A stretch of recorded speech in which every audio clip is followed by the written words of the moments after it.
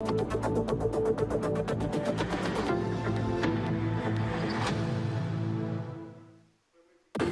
la une de l'actualité ce lundi, cette visite des membres du gouvernement aux blessés de l'accident de la circulation intervenue en début de week-end dernier sur la route nationale numéro 1. Une visite pour réconforter les victimes. Le docteur Claude Emeta Sambedo, l'un des candidats à l'élection présidentielle du 22 novembre dernier, est arrivé dernier au classement final. Quelle leçon tire-t-il de cette première expérience? Élément de réponse dans un instant. Voilà pour les grandes lignes de ce 13h. Mesdames et messieurs, bonjour, ravi de vous retrouver. Vous le savez peut-être déjà, le week-end dernier sur la route nationale numéro 1, l'explosion d'un car transportant passagers et marchandises a fait état de 14 blessés et de 6 morts. Le gouvernement est allé présenter Le gouvernement était aux côtés des victimes pour encourager l'équipe soignante et du centre hospitalier universitaire Yalga de Ouedraogo. On en sait davantage avec Benjamin Kwame. Les ministres de la Santé, de la Sécurité et du Transport au centre hospitalier universitaire Yalgado. La délégation du gouvernement vient au chevet des blessés survenus lors des accidents à la sortie ouest de Ouagadougou et à Bogré, près de Zorgo. Pour les blessés du car en commun, 3 sont ici, au service de traumatologie, 2 autres aux urgences et 1 en hospitalisation. C'est un réconfort, un soutien que la délégation de Claudine Lougué apporte à tous ces blessés. Nous avons pu rendre visite à des patients aux urgences traumatologiques parce qu'ils ont eu des traumatismes ostéo-articulaires. Nous sommes venus aux urgences viscérales rendre visite à des malades qui ont eu des lésions viscérales, notamment des brûlures cutanées à un certain degré. Donc vraiment, nous sommes venus mandatés par le chef du gouvernement pour souhaiter prompt rétablissement aux patients, encourager les équipes soignantes ainsi que la direction générale du CHU pour la promptitude avec laquelle cette prise en charge a pu avoir lieu. Le CHU Yalgado, après le drame, avait reçu 9 patients. À ce jour, 6 sont encore présents pour nécessiter de soins intensifs. Tous ces 6 en chirurgie viscérale. Alors, il faut dire qu'au premier moment, les patients qui sont arrivés, dès qu'il y a eu l'accident, et après les soins qui ont été prodigués au niveau périphérique, en tout cas pour les patients où c'était très nécessaire, ils sont venus aussi directement ici. Ils ont reçu tous les soins qu'il fallait. Et par la promptitude vraiment des équipes de l'hôpital Yalgado, nous avons mis tous les moyens humains, financiers, matériels, logistiques, médicaments qu'il fallait, en tout cas pour pouvoir secourir les patients. Donc, ils ont été secourus. L'hôpital a enregistré également des décès. Et il faut déplorer qu'il y a 2 patients qui sont décédés. Il y a un enfant qui est arrivé déjà décédé et il y a un adulte qui a perdu la vie du moins 3 heures après son arrivée parce que les lésions étaient suffisamment graves. Voilà. Les brûlures étaient suffisamment graves. Un patient déjà qui a été amputé dès le premier jour parce qu'il fallait sauver la jambe. Les 2 blessés graves de l'accident de Zorgo sont aussi pris en charge dans cet établissement sanitaire. Après la visite aux malades, Claudine Lougué invite les populations au respect du code de la route. Quand un dimanche, tu t'arrêtes au feu et que quelqu'un vient te dire il faut partir, il n'y a pas la police. Vous voyez, nous sommes en fin d'année. En fin d'année, il y a beaucoup d'accidents de la voie publique. Nous demandons à tout un chacun de respecter le code de la route. On vous le rappelle, dans l'explosion du bus, 6 personnes sont décédées et 14 blessées. Dans l'accident de Bogré, une localité située entre Sapaga et Zorgo, on déplore également 2 pertes en vie humaine. La page politique à présent avec cette démission la semaine dernière du haut représentant pour le Mali et le Sahel dans l'Union africaine. Pierre Buyoya, ancien président burundais, a été condamné à la prison à perpétuité pour l'assassinat de son prédécesseur Melchior Ndadaye en 1993. À travers cette démission, Pierre Buyoya souhaiterait préparer sa défense en appel de cette condamnation. Je vous propose d'entendre l'ancien président du Burundi.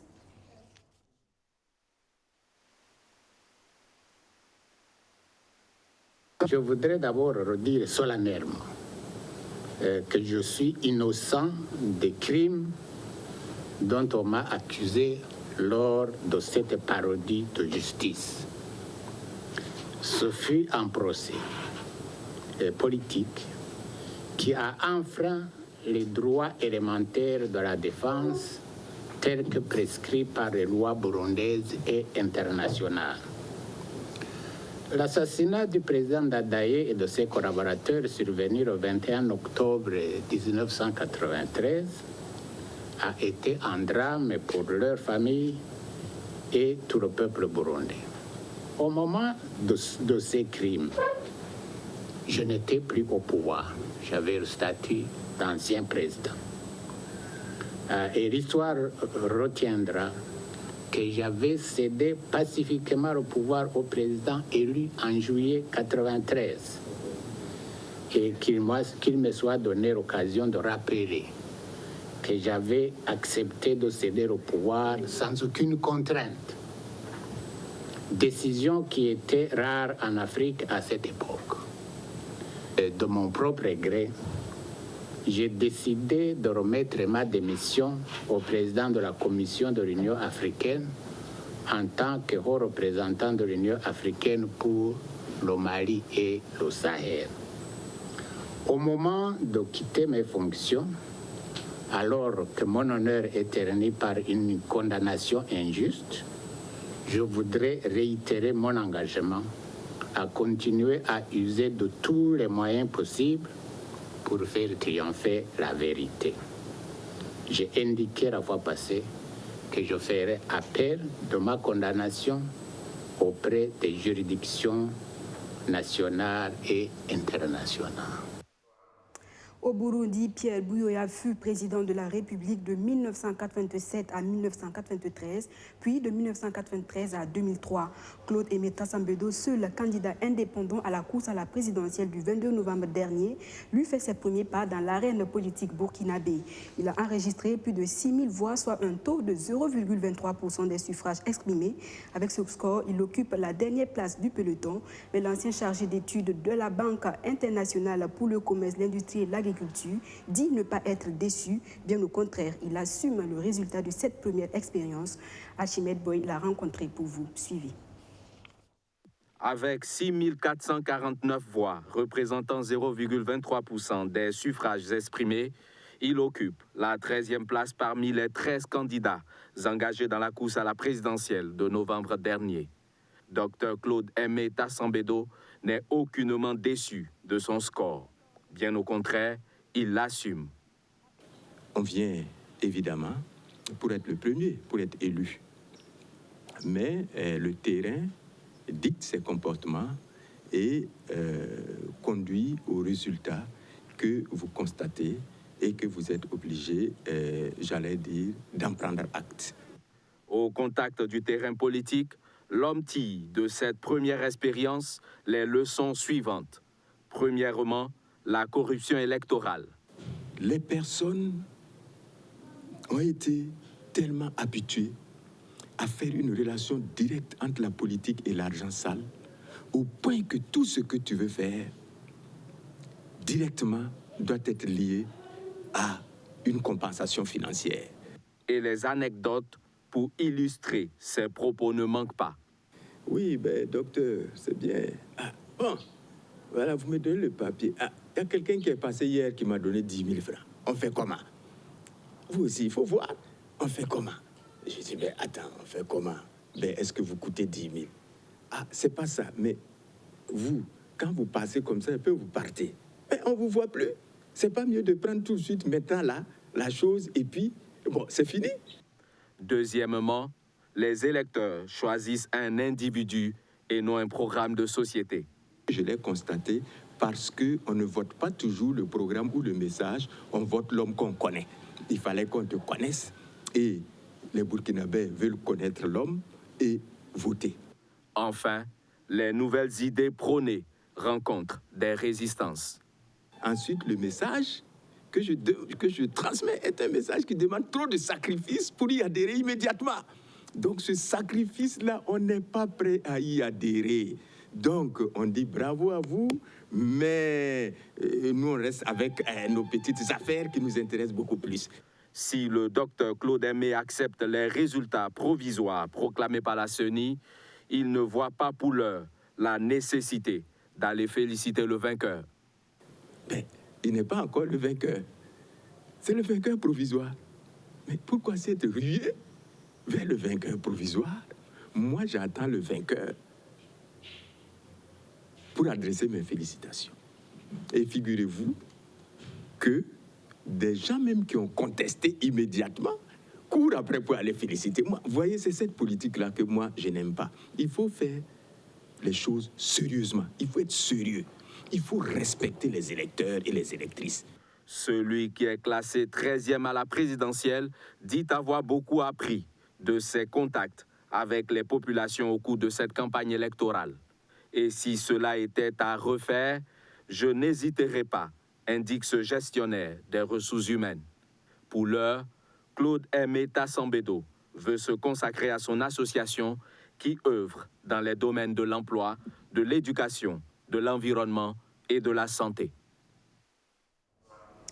La page des élections couplées du 22 novembre dernier est définitivement tournée. L'heure est donc venue pour les observateurs de l'Assemblée parlementaire de la francophonie de dresser le bilan de leur mission. Un bilan jugé satisfaisant et ce au regard du bon déroulement du scrutin. Les détails avec Stéphanie Yen. En sa qualité d'observateur, le secrétaire général de l'Assemblée parlementaire de la francophonie apprécie positivement le processus électoral au Burkina Faso. La mission note avec satisfaction le professionnalisme des acteurs. Au-delà des difficultés, ils peuvent être fiers de ce résultat. Et l'APF en est fière. Et nous allons le dire. Dès que nous allons rentrer à Paris, on fera un communiqué. D'habitude, on fait des communiqués pour dire ce qui ne va pas. Ben là, on peut faire un communiqué pour dire ce qui va bien. Il y a des endroits où on ne veut plus l'élection. Vous faites des élections dans le pire contexte.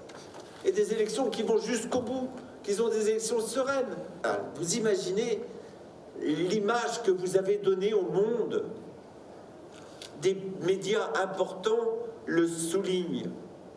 C'est cette image qu'il faut fructifier, qu'il faut porter. L'unité dans la diversité a favorisé le succès de ces élections couplées, selon Jacques Cabral, secrétaire général de l'Assemblée parlementaire de la francophonie. Il incite par ailleurs les décideurs élus à mettre en avant la démocratie, socle de toute gestion. Si on ne fait pas fonctionner la démocratie, si on n'améliore pas les droits humains, on ne peut pas avoir de développement inclusif. C'est tout ça qui est devant nous. Mais nous avons confiance. Quand j'ai rencontré le président Kaboré, nous avons parlé de tout ça. Il sait bien que le chemin sera difficile, mais il ne peut pas y avoir de chemin si le socle démocratique et des droits n'était pas respecté. Oui, je fais confiance aux élus et aux instances pour prendre en compte les anicroches, les problèmes qui se sont posés pour que la prochaine fois, eh bien, ça puisse être encore meilleur. Mais ce qu'il faut garder avant tout, c'est l'unité nationale et l'unité du peuple. La mission de la francophonie renouvelle son engagement à accompagner le Burkina Faso dans la volonté de développement, de vivre ensemble et de paix. Pour la réélection du président provisoire Roch-Marc Christian Kaboré, il a dû mouiller le maillot, comme on le dit dans le jargon. Mission accomplie donc pour le mouvement The Rock Label. Les acteurs du dit mouvement étaient face à la presse ce matin pour mettre fin à l'existence de The Rock Label. Je vous propose d'entendre Aruna Kaboré. Il est l'ex-coordonnateur de l'ex-mouvement. Le mouvement Rock Label, c'est la parole donnée. Nous avons dit dès le départ que nous l'avons créé pour accompagner le président. Une fois l'élection terminée, c'est terminé. Et bien, depuis le 23 novembre, le mouvement Rock Label a fini de jouer son rôle historique et chacun de nous retourne là où il est pour continuer donc à cimenter le développement du Burkina Faso. Chacun de nous ira capitaliser ce que nous avons appris ensemble pour que nous continuions donc à développer individuellement et collectivement des actions qui contribuent à la cohésion sociale et au développement. Au soir du 22 novembre, nous pensons humblement et modestement avoir contribué à notre manière à ce que le résultat soit positif pour notre candidat. Je dirais que durant ces 2 mois, c'est 15 000 relais locaux qui ont été mobilisés. C'est 400 événements majeurs et de proximité qui ont été organisés. C'est des activités au niveau de la diaspora physiquement à New York et à Abidjan et un webinaire qui a touché 22 pays où réside donc la diaspora. Le Salon de l'entreprise du partenariat de l'emploi, cette initiative de jeunes burkinabés se présente comme une opportunité de résoudre les problèmes que rencontrent les jeunes entrepreneurs dans la réalisation de leurs projets. L'ouverture du salon est intervenue le week-end dernier à Bobo-Dioulasso en présence de Soto Justin Dabiri. Mettre en relation les jeunes entrepreneurs et les entreprises aguerries de divers secteurs d'activité, c'est l'objectif du Salon de l'entreprise du partenariat de l'emploi. Ce salon se veut être un cadre de réflexion aux difficultés rencontrées par les jeunes entrepreneurs et entreprises dans la mise en œuvre de leurs projets. Nous nous sommes rendus compte des problèmes que rencontrent les jeunes entrepreneurs. Et pas seulement que les jeunes entrepreneurs, mais les jeunes entreprises. Voilà, des difficultés auxquelles elles n'arrivent pas à s'en sortir. Et on s'est dit, mais il faudrait qu'ensemble nous puissions nous retrouver, créer un cadre pour pouvoir réfléchir sur ces questions et élaborer, pourquoi pas, un plan d'action pour pouvoir remédier à ces difficultés-là. Et c'est justement ce pourquoi nous avons élaboré ce projet et commencé la mise en œuvre. Un projet qui se déroulera principalement en 3 grandes étapes. La première étape va se dérouler autour de 4 colloques. Le premier colloque rassemble les acteurs de l'agroalimentaire, de ceux aussi qui sont dans l'élevage, dans la pisciculture. Et il y a un deuxième colloque qui rassemble tous ceux qui sont dans le domaine de la communication, de l'art, de la culture. Il y aura un troisième colloque qui va intéresser tous ceux qui sont dans le domaine de la construction mécanique. Il y a un 4e colloque qui regroupe les secteurs innovants. Le Salon de l'entreprise du partenariat de l'emploi, placé sous le thème « Mise en valeur des produits locaux et des compétences internes pour l'épanouissement des entreprises locales » est un réseau opérationnel d'échange, de brassage et de partage de ressources diverses accessibles à toute personne physique ou morale, entrepreneur ou futur entrepreneur. Une institution comme CESAO, qui travaille déjà dans la promotion de l'entrepreneuriat des jeunes et des femmes, lorsque nous avons un groupe d'entrepreneurs qui décide de se mettre ensemble à travers un salon pour partager les expériences, partager les problèmes, partager aussi les solutions, pour nous, ça ne peut être qu'une initiative louable. Et à ce titre-là, nous n'avons pas hésité et ne devons même pas hésiter parce que la réussite est au bout de ce genre d'exercice. Il est attendu des acteurs de cette première étape du Salon de l'entreprise du partenariat de l'emploi une participation effective à l'élaboration d'un plan stratégique triennal et de sa mise en œuvre. À l'issue de cette première étape, le Salon de l'entreprise du partenariat de l'emploi va se dérouler sur 3 autres étapes constituées d'ateliers, d'une foire d'exposition et de mise en relation. Dernier point de ce journal avec le lancement des programmes nationaux de formation dans les métiers des transports. Avec les mutations intervenues dans le domaine, il y a lieu de réactualiser les connaissances des acteurs. Les autorités en charge de la question ont initié une série de formations à l'endroit des différents acteurs. Objectif, leur fournir les rudiments nécessaires pour l'essor du secteur. Alexis Pelemnaba. De nombreuses mutations sont intervenues dans le secteur des transports burkinabés, rendant obsolètes certaines connaissances préacquises. Les autorités en charge en sont conscientes. Pour relever ces défis, la Direction générale des transports et ses partenaires, la Chambre de commerce et le cabinet Judicom ont initié une série de formations au profit des acteurs. L'objectif de cette série de formations est de leur fournir des rudiments nécessaires pour le recyclage. Il faut souligner qu'aujourd'hui, nous sommes dans un monde en pleine mutation. Donc, il y a beaucoup de défis à relever. Et il faut aussi souligner que par rapport à cette mutation, il y a beaucoup de réformes qui ont été entreprises dans le secteur des transports par les autorités du pays. Aujourd'hui, la dynamique, c'est la professionnalisation. Aujourd'hui, la dynamique, c'est la modernisation. Donc, professionnaliser, moderniser, on ne peut pas le faire sans une ressource humaine compétente et en tout cas adaptée. Voilà pourquoi nous avons décidé d'organiser cette série de formations pour mettre à niveau, en tout cas, l'ensemble des acteurs qui interviennent dans le secteur. Avec une cible de 3000 acteurs sur le plan national, 7 modules seront dispensés dans chaque domaine concerné. Il y a 4 cycles de formation qui sont prévus pour être déroulés toute l'année 2020-2021. Dans chaque cycle de formation, vous avez 6 à 7 modules qui touchent les différents aspects des activités des bénéficiaires.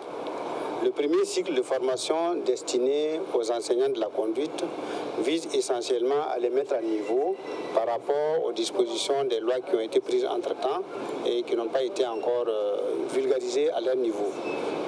Il y a par exemple la connaissance de l'environnement du transport, les notions de civisme, le secourisme, le transit, toutes ces formations qui vont intervenir avec cette module, en plus de ce qu'ils faisaient déjà.